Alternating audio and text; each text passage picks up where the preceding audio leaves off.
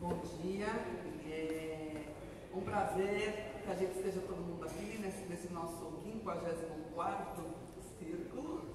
A gente conta porque para a gente é um prazer que a gente tenha conseguido fazer todos os meses em sequência, desde que a gente começou esses nossos encontros mensais, com essa sensação de que a gente conseguiu construir um espaço para conversar e que entre as pessoas que estão sempre, entre pessoas que se assomam ao nosso grupo, a gente tem conseguido ampliar as conversas sobre temas relevantes e questões importantes para a gente contemporaneamente e a interface que elas venham a ter com a vida judaica.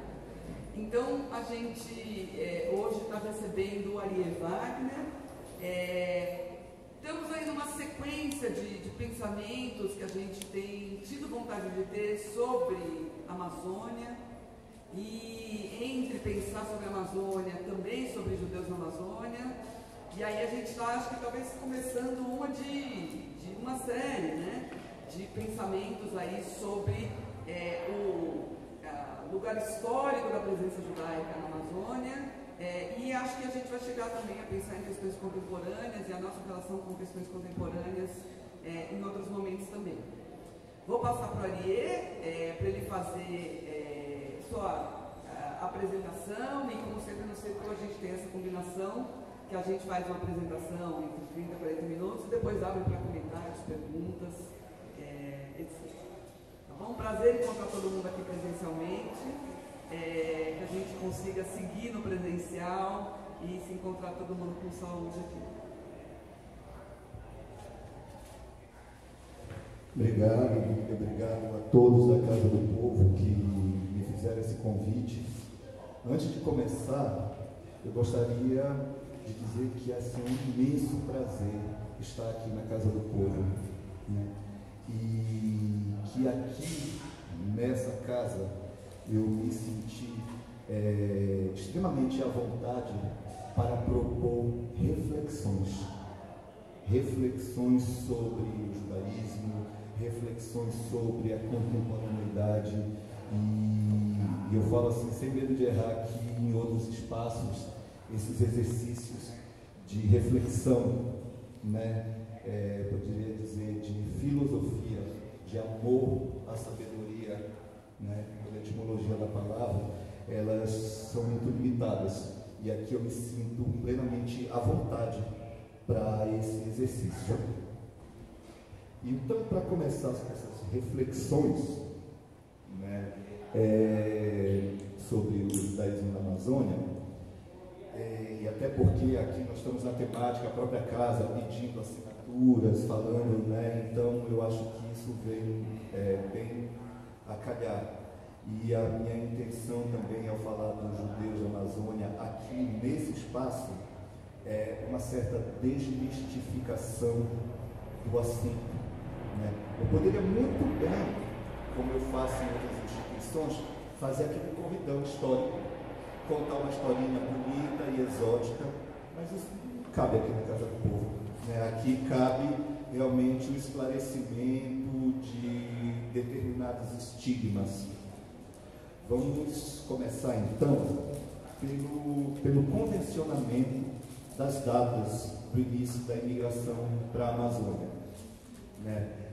As pessoas atribuem o início da imigração marroquina para a Amazônia a 1810, né? 1808 foi a expulsão da família real portuguesa pelas tropas de Napoleão, e aí eu acho que esse é o principal motivo, a mola impulsionadora, né, da imigração judaica para a Amazônia. Porque todo mundo fala, a violência, o antissemitismo, um local isolado para que os judeus pudessem se esconder, viver a sua religiosidade. Mas eu acho que na nossa sociedade a maioria das coisas ela é impulsionada pelo mercado. O mercado é que impulsiona, é que dá as cartas das coisas. Então, o que aconteceu? Em 1808, a família real foi expulsa de Portugal, escoltada para o Rio de Janeiro pela brigada inglesa, e como paga pela escolta, pelo apoio da brigada inglesa, o rio Amazonas foi entregue à coroa britânica como paga, né?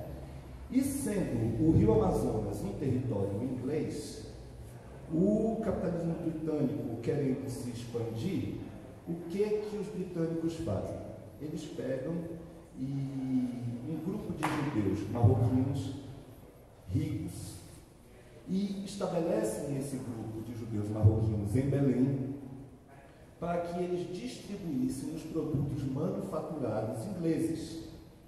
E esses produtos manufaturados ingleses eram distribuídos por judeus pobres que estavam nos bairros judaicos da costa do Marrocos.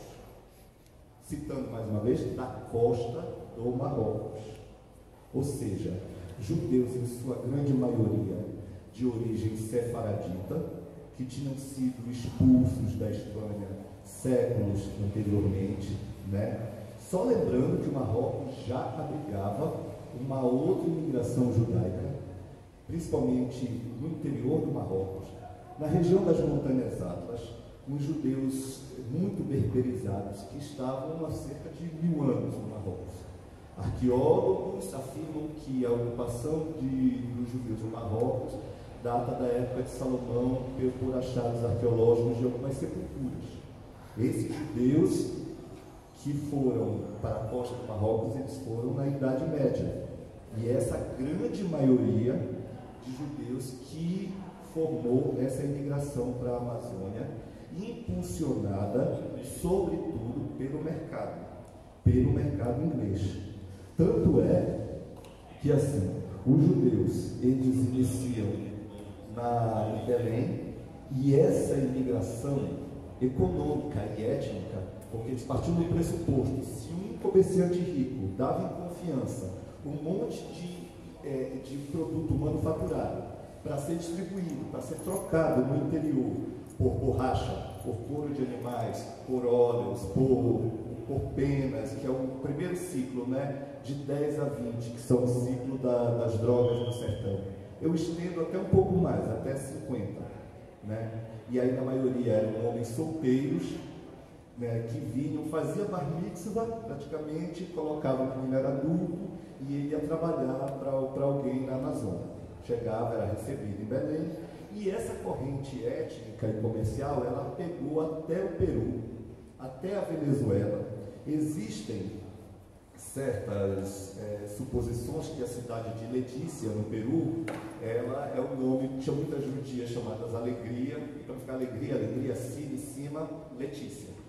E que de Letícia, no Peru, era um barranco de uma judia, né, que comercializava nessa fronteira. Mas isso são as suposições, as romantizações, as folclorizações, as exotizações que se fazem dos judeus na Amazônia, que a gente vai conversar sobre isso daqui um pouquinho no decorrer dessa fala, né?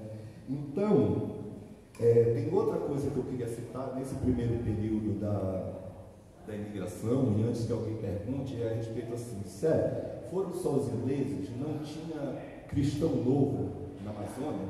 Tinha cristão novo no Recife, não sei o que, essa coisa toda, judaizantes.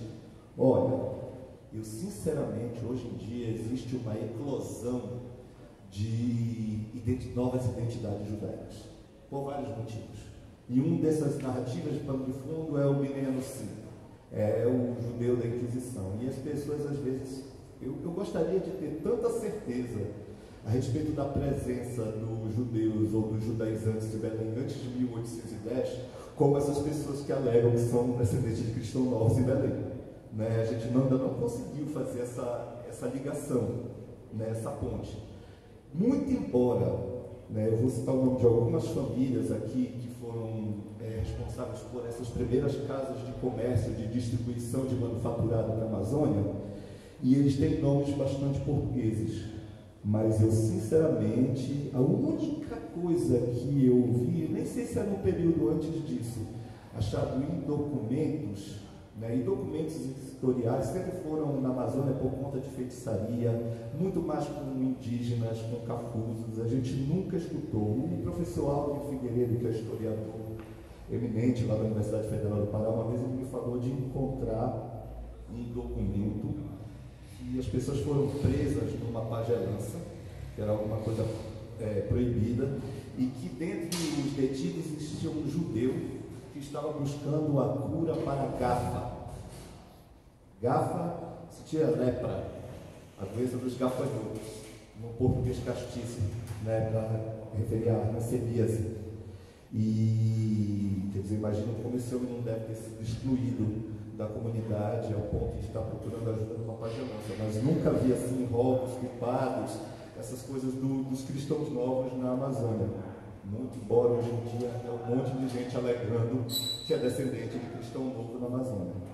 Aí, embora a gente tenha famílias, olha, Fortunato Vendelac, né? Vendelac é um nome marroquino comum, mas ele foi registrado como Vendelac. E Ana Fortunato, não sei se é a mulher dele, que pegava o sobrenome do marido, o nome do marido como sobrenome, isso era uma prática comum antigamente. Aí nós temos Fortunato Cardoso, Duarte Aflalo, Judá Arrobas, Marcos Dias Cohen.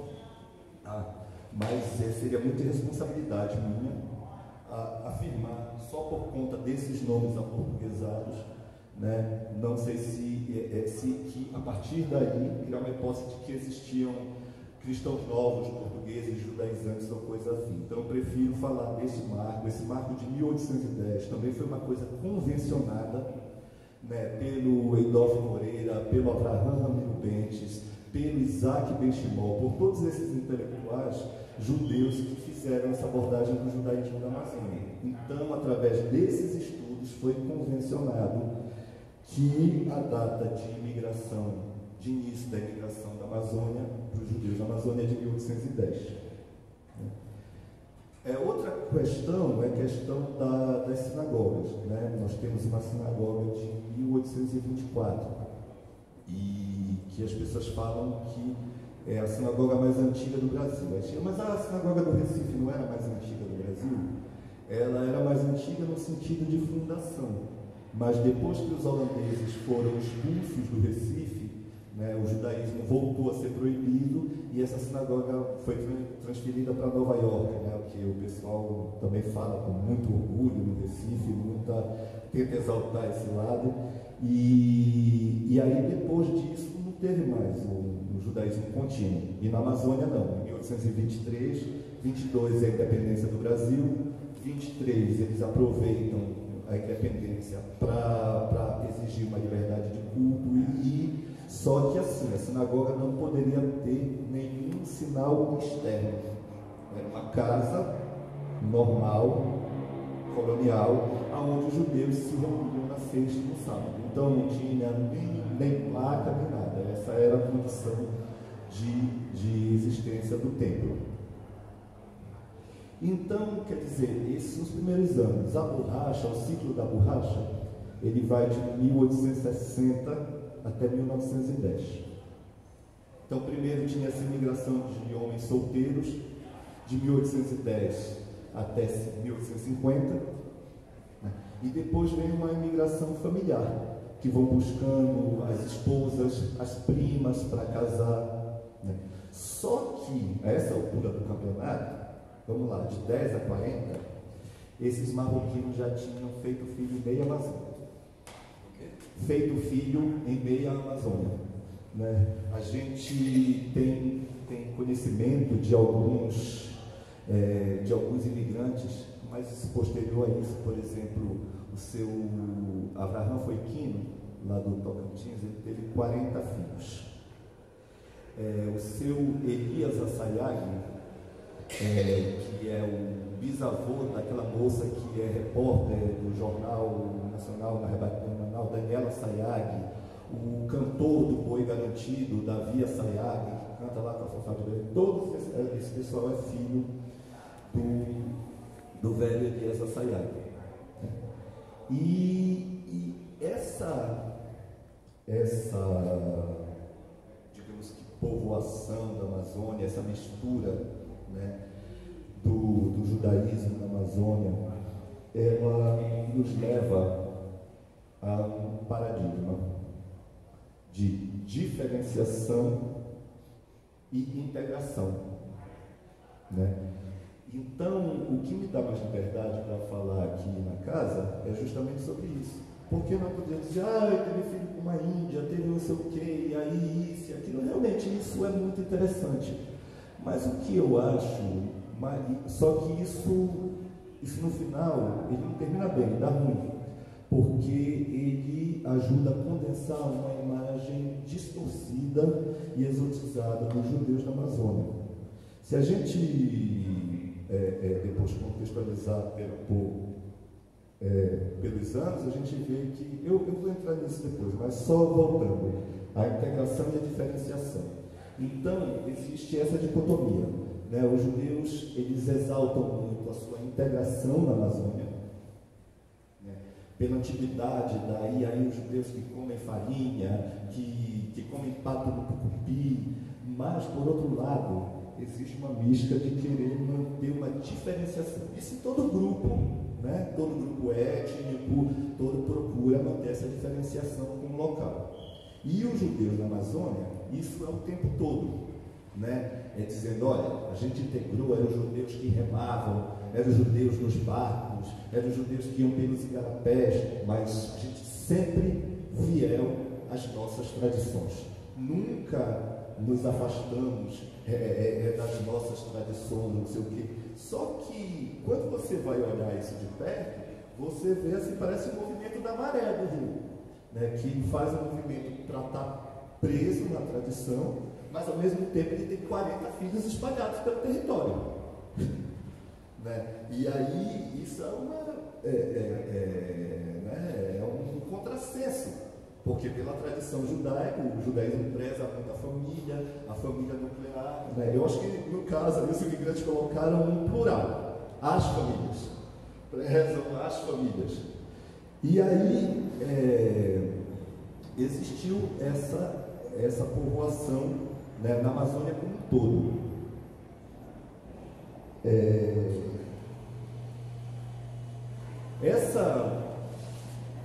Essa povoação, essa miscigenação, existe uma teoria que o filho do Samuel Benchimol, alguns demógrafos, eles contestam isso. Eles diziam já, há mais de 20 anos atrás, que há cerca de 400.000 descendentes espalhados em toda a região da Amazônia Legal, incluindo a Venezuela.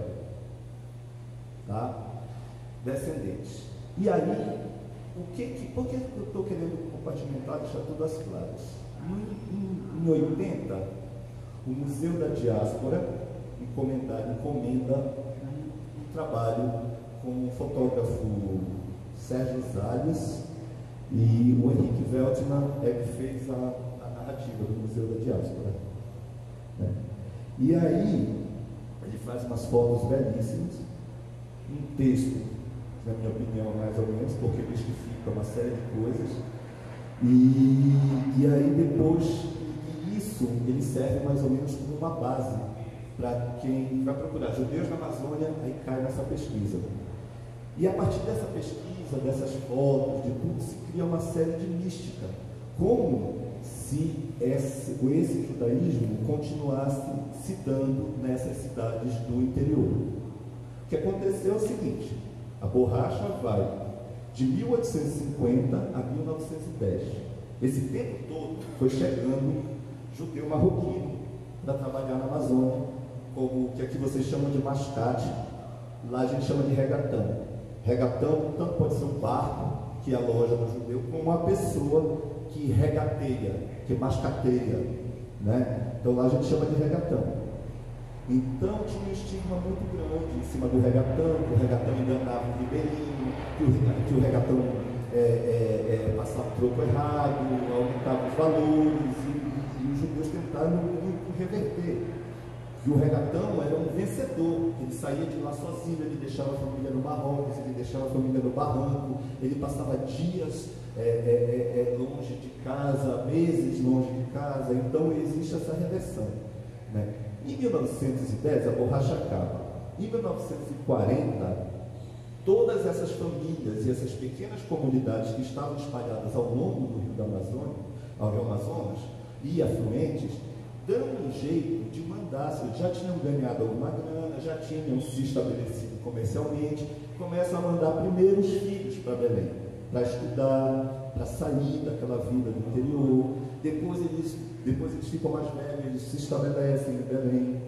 E aí, o que fica? Ficaram alguns descendentes de judeus, filhos de casamentos mistos. E aí foi o que eu tentei abordar na minha pesquisa de mestrado, justamente a questão da mistura.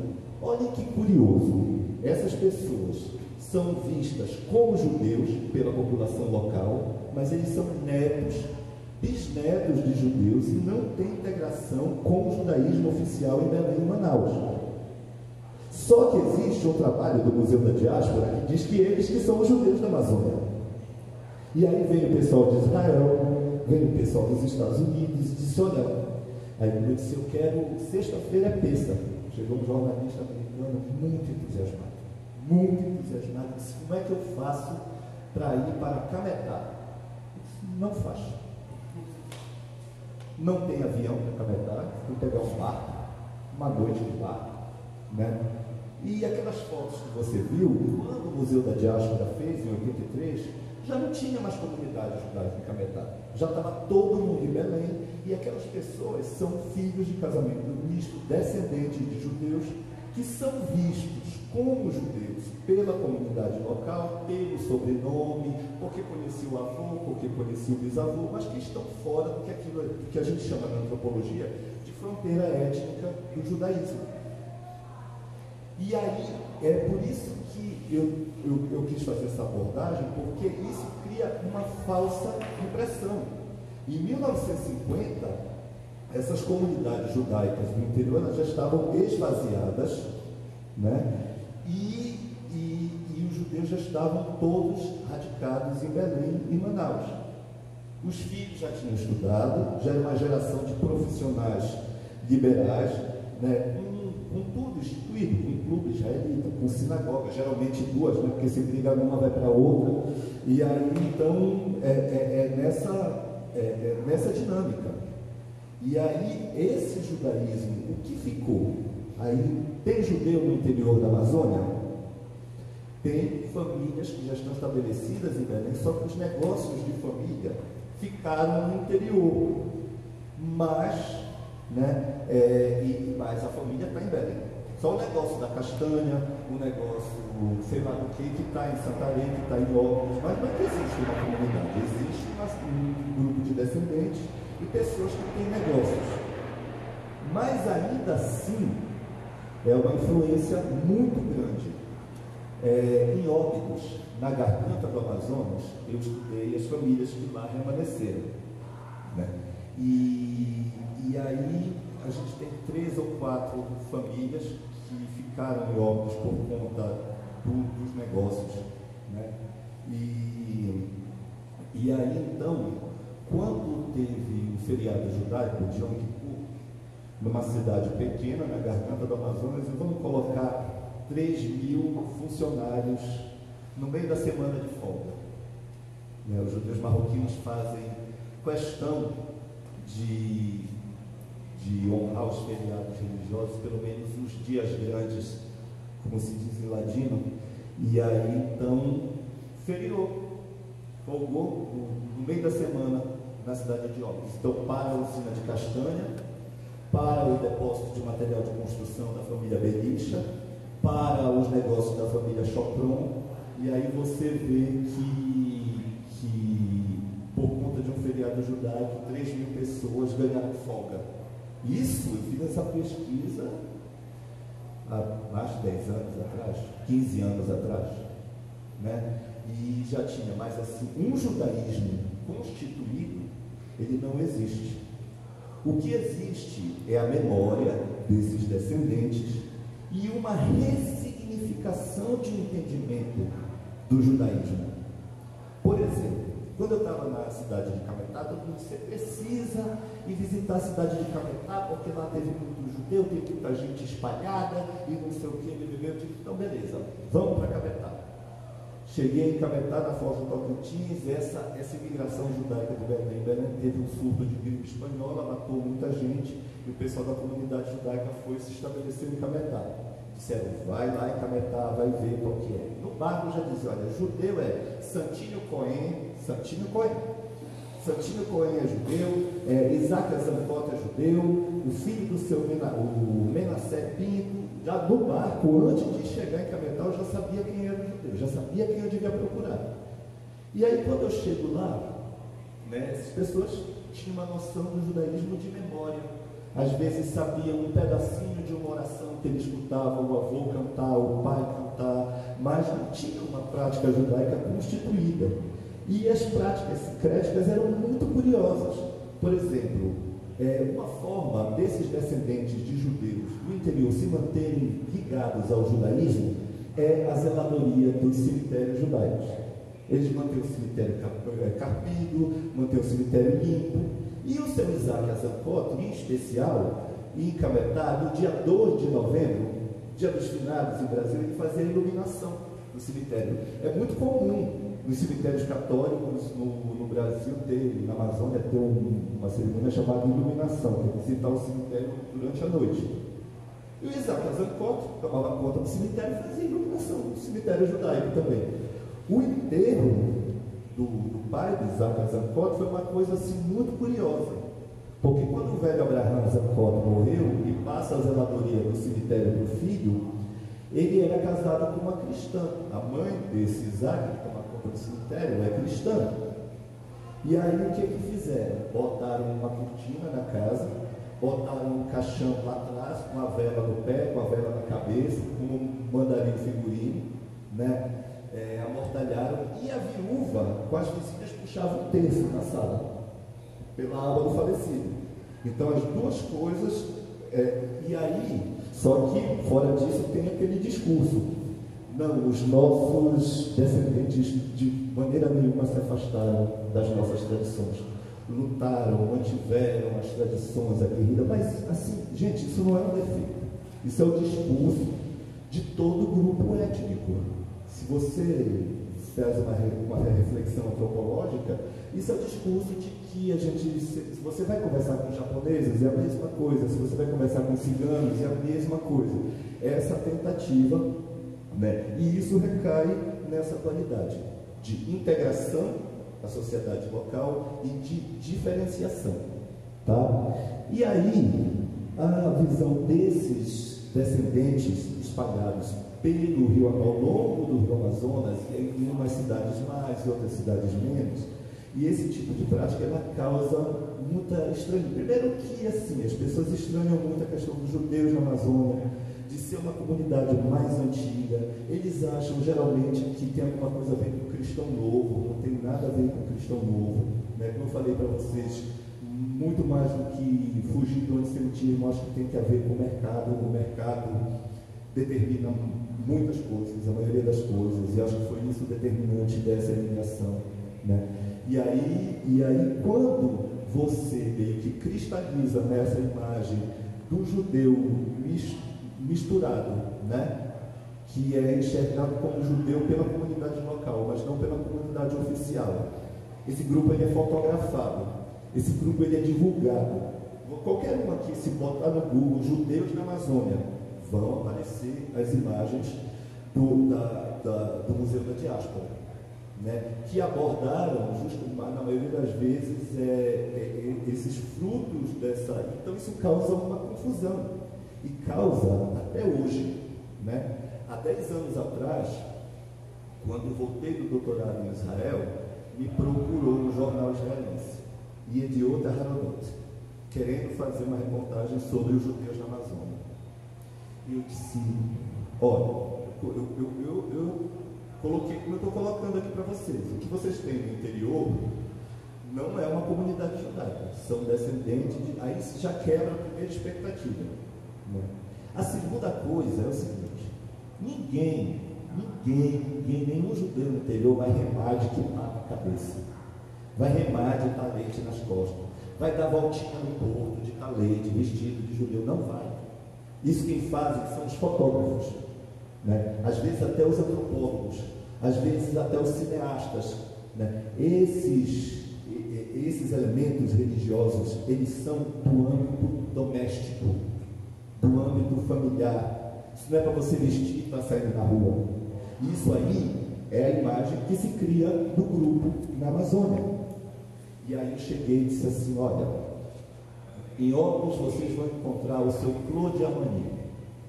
Uma história maravilhosa, né? Ele foi o último judeu a chegar na Amazônia para casar com a prima.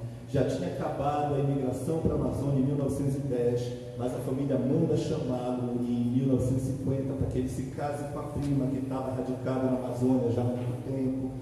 E aí ele se estabeleceu na Amazônia, veio do Marrocos, se estabeleceu na Amazônia, em 50 foi o último judeu a chegar, e hoje, aí depois a sinagoga funcionava na casa dele, com a sogra dele, com a mãe da esposa dele, que foi criada pelo bisavô em Alexandria, no Egito, dentro de uma yeshivá, e a dona Rebeca que sabia rezar. Então a dona Rebeca que comandava o serviço de Yom Kippur na garganta do Amazonas, na cidade de Óbidos. E os judeus todos do entorno vinham remando, vinham com dias de antecedência para poder passar o Yom Kippur lá. A dona Rebeca morreu, acabou essa coisa. Estava todo mundo já em Belém, todo mundo vai para a sinagoga mesmo, aquilo é só memória, tá? Todo mundo deu um jeito de se estabelecer nas capitais, de se manter conectado ao jornalismo oficial e normativo, né? Aí, resultado, mas esse cara tem uma história interessante. Ele é o último judeu, ele veio casar com a prima, ele é um membro, e a maioria dos judeus de Óbidos são membros da maçonaria. A dedicação deles é muito mais à maçonaria do que ao serviço judaico, propriamente dito. Não guarda Shabbat, que geralmente tem comércio, não pode, aí faz isso, fecha no Yom Kippur, dá folga para todo mundo, tá? E eu disse: olha que coisa interessante. Então, busca a história desse cara, né? Busca essa particularidade. O que o cara faz? O que o repórter de Yoda Haranot faz? Põe um palete nele, põe uma equipada, põe ele na beira do porto, né? De costa para o Amazonas, nos barcos, e faz a foto dele e de outros, e a manchete do jornal, assim, letras garrafões: a Yehudim Me'ajando, os judeus da selva. Quer dizer, os judeus deixaram de ser da selva em 1940, né? 50 já estava. Então, realmente tem essas histórias muito interessantes de filho de judeu, mas eu acho que isso ajuda a turvar muito mais a compreensão do que é o judaísmo da Amazônia. Tanto que o cara vem de Israel, aí o cara chega lá e diz: então, mas ele não é nem tão judeu assim, né? A loja dele está aberta no sábado, ele só faz cuidar desse cemitério aqui. E olha, foi o último judeu a chegar na Amazônia. Mas seu trouxe, o senhor não usa? Não uso nada, não. Não, mas então põe o kippah aí, para a gente fazer uma foto para o jornal, para imprimir mais veracidade. E aí, quando você está fazendo uma pesquisa para ir entender os judeus da Amazônia, para ver, você vai com essa imagem cristalizada. Quando eu resolvi estudar os descendentes de judeus durante a minha pesquisa de mestrado, foi justamente o início, porque assim, você faz parte do grupo. Logo, você pode ter, o perigo de você ter uma visão interna, né, do que a gente chama na antropologia, uma visão êmica, uma categoria interna do grupo, é muito forte. Por outro lado, com a nova historiografia, com a nova antropologia, também se dá direito, se dá o que o povo hoje chama de lugar de fala para a pessoa do grupo. Não é você que vai falar, sou eu que sou do grupo, que tenho propriedade que vou falar. Eu digo: beleza, eu tenho essa, mas como é que eu vou falar? Se até agora, todo o tempo, até pelos próprios membros, até o próprio Samuel Ben-Shimol, até o próprio Abraham Ramiro Bentes, que foram os primeiros intelectuais da comunidade que escreveram sobre isso, você vê assim, às vezes uma certa paixão, um certo comprometimento no nível, uma certa idealização do próprio grupo. E aí eu disse, como é que eu vou fazer esse estudo do grupo e não cair nesse mesmo problema de ter um lugar de fala interno, de ter esse direito, mas de não reproduzir os estigmas, né, as idealizações que o grupo faz de si mesmo.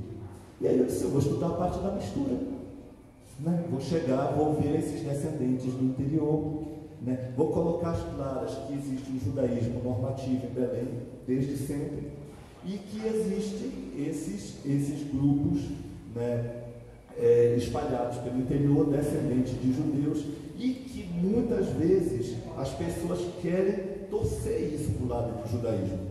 Né? O judaísmo dessas pessoas houve uma ruptura já em 1940, em 1950, e até hoje as pessoas seguem procurando no interior da Amazônia essas comunidades. Então foi procurá-los durante a pesquisa de mestrado do jeito que eles são, né? Então eu achei todo tipo de mistura, desde aquela pessoa que não compreende, não entende nada, só tem um sobrenome judeu e aquilo, meu bisavô era judeu e só, né?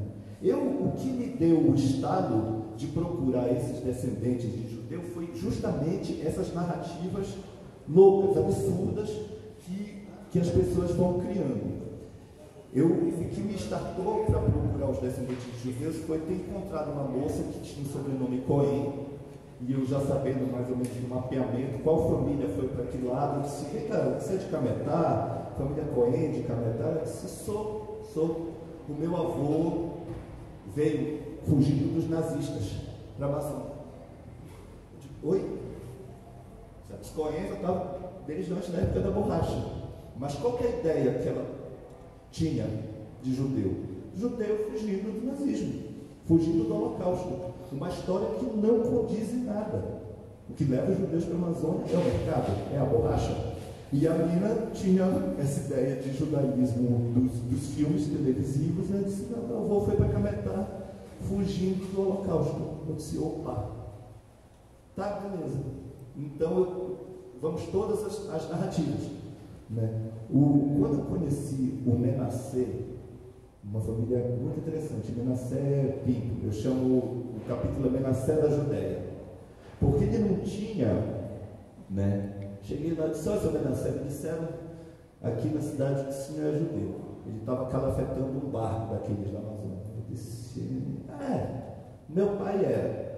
Aí eu fui fazer a genealogia, né, dos Menassé, e era engraçado assim que existia um pacto tácito, né? O pai dele colocou o nome dos filhos, todos os nomes dos filhos homens, nomes em hebraico.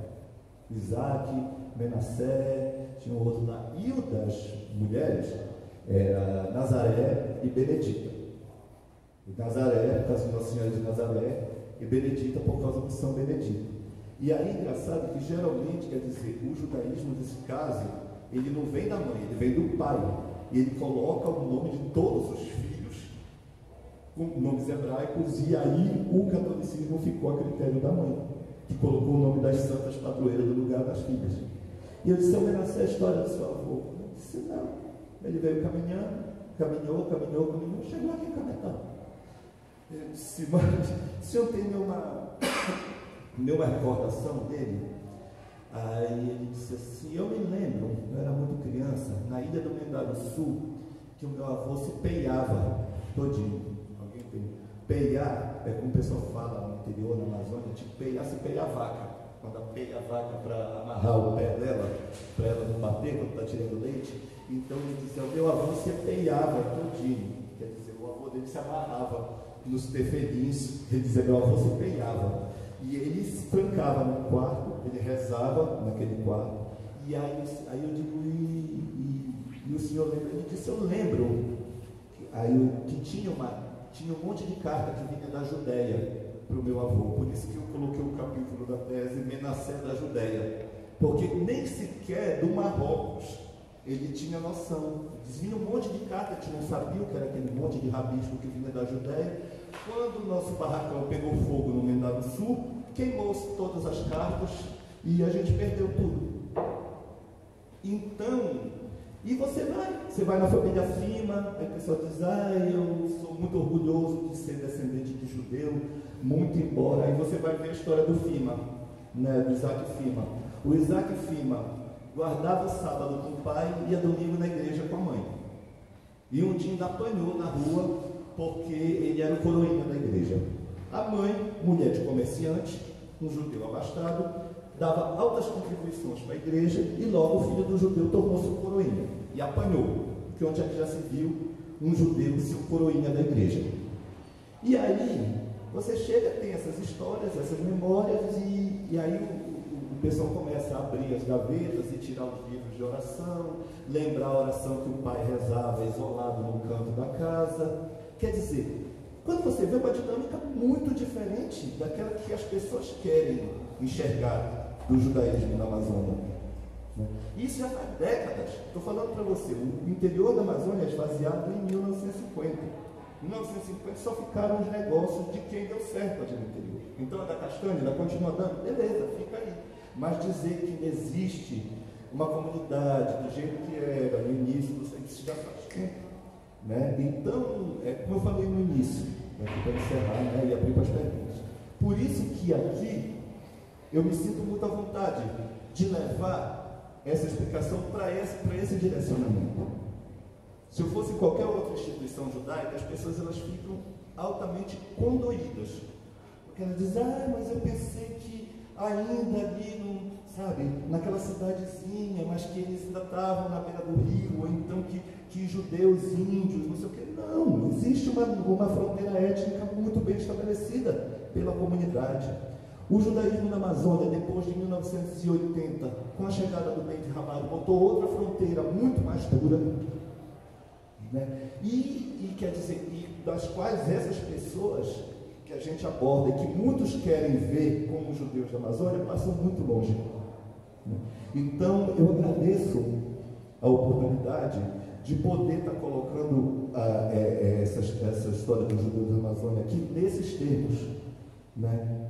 Sem o receio de estar desagradando por desmistificar uma coisa que seria de repente muito bonita para as pessoas. Os judeus de Kippá na canoa, os judeus de Talit ou os judeus que mantiveram a sua tradição mesmo na longínqua Amazônia arraigada. Não. Você sair de onde você está, existe uma mistura de tradições, existe uma troca, está entendendo? Então, eu vou encerrar com isso. Né? O paradigma entre integração e diferenciação. São sim os judeus que tiveram muitos filhos, espalharam muitos filhos, muito da cultura amazônica, muito dos peixes, da culinária amazônica adentrou para a culinária marroquina, né? Antigamente era muito difícil, chegava a matzá no barco e se encomendava com meses de antecedência. A matzá era só para a primeira e segunda noite. O resto, você se vira com pupunha, se vira com beiju, se vira com tapioca, né? E então, tudo isso causa uma estranheza, um exotismo. E poder falar disso sem carregar nessa